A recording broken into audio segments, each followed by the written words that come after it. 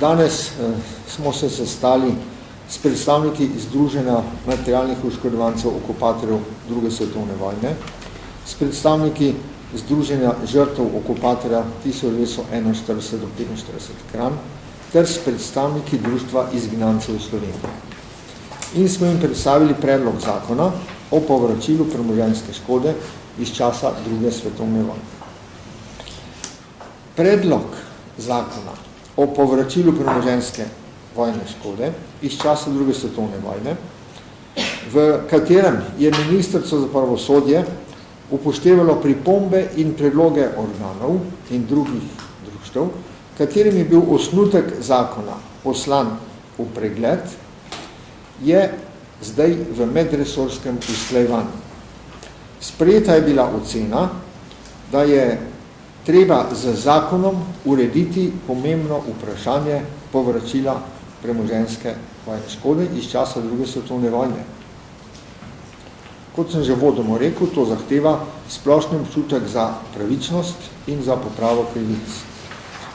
Oškodovancem, ki je bila zaradi druge svetovne vojne povzročena škoda na premoženju, je treba določiti primerno povračilo za to škodo. Oškodovanci so namreč zaupali pravnemu redu oziroma predpisom, ki so veljali leta 1945, v skladu s katerimi so morali prijaviti popoln opis premoženjske vojne škode.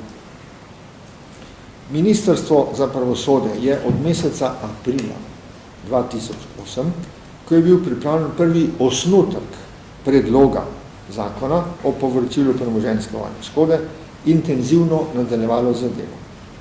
Osnutek predloga zakona je bil v mnenje posredovan društvom oškodovancem, Ministrstvu za finance, Slovenski odškodninski družbi, predstavljen pa je bil tudi, posredovan je bil tudi vsem poslanskim skupinam, za nekaterimi sem se na njihovo željo tudi sam osebno sestavil.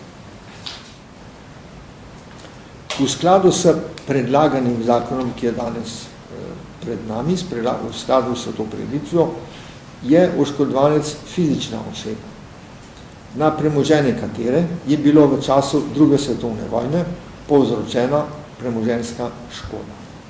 Predlog zakona ne določa, da so oškodovanci oziroma upravičenci do povračila premoženjske vojne škode lahko tudi pravne osebe. Če je oškodovanec mrtev ali proglašen za mrtvega, lahko v njegovem imenu kot upravičenec uveljavlja pravico po predlogu tega zakona dedič prvega dednega reda. Zavezanec za povračilo škode bo Republika Slovenija. Določeni so maksimalni zneski, ki se bodo lahko priznali za povračilo premoženjske vojne škode. Največji priznani znesek za posameznega oškodovanca je 150 000 evrov. Pri priznavanju premoženjske vojne škode se o višini povračila odloča po pretvorbi iz jugoslovanskih dinarjev iz leta 1945 v evre za posameznega oškodovanca, tako da je znesek 100 takratnih jugoslovanskih dinarjev pretvoren v 2,609 evra.